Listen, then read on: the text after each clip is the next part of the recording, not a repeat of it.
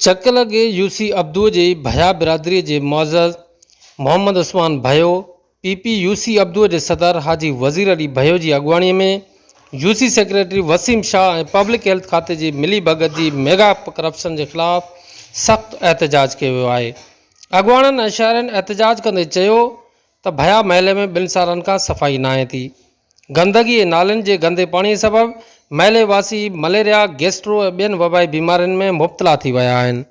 हिननि मुतालबो कियो त करप्ट राशि यूसी सेक्रेटरी वसीम शाह के हटाए उन जी जाइ ते को फ़र्ज़शुनास सेक्रेटरी मुक़ररु कियो वञे।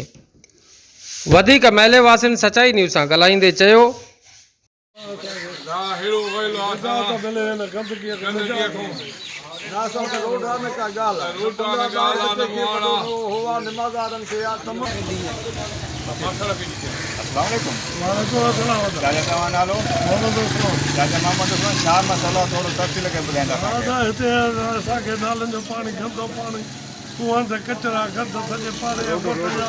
बीमारी थी वही है, मलेरिया थी वही है। जी जी असां घट में घट 40 घर में 20 घर के मलेरिया के साल बाक़ायद दवाऊं था। जी जी गरीब माण्हू मस्जिद में नमाज़ ते माण्हू वञनि था, उनजा लटा पलीत था थियनि, पेर पलीत था थियनि, को लॻे नथो सघे, को अची नथो सघे।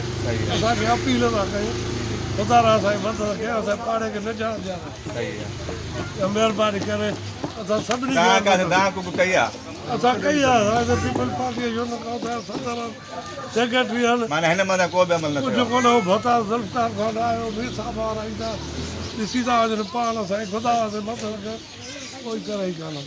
वालेकुम चाचा।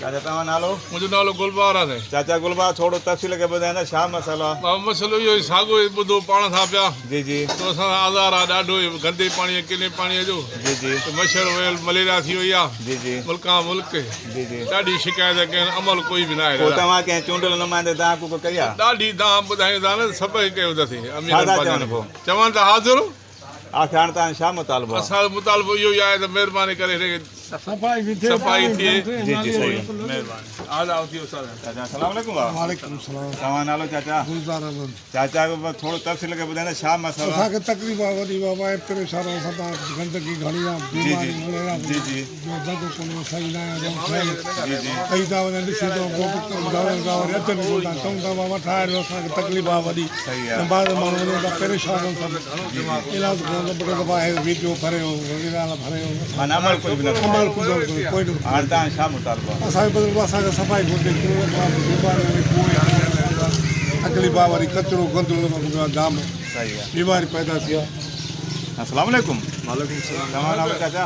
हाजी वज़ीर अली भाई। चाचा हाजी वज़ीर भाई थोरो तफ़सील ॿुधायो छा मसइलो छा ॻाल्हि आहे?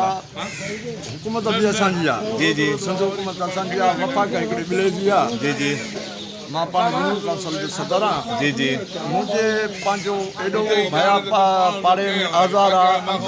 जी जी मां हर सेक्रेटरीअ खे माना आबासी साहिब जेको सिंध जो सेक्रेटरी आहे मां उनखे बि मैसेज कयो आहे बाबा असांजो जेको सेक्रेटरी आहे पाण खे बादशाह थो सम्झे वसीम शाह। जी जी या त इनखे बदिली कयो वञे। जी जी वरी उहो सेक्रेटरी आहे त उनजो भाउ रखियो वियो आहे यासर शाह।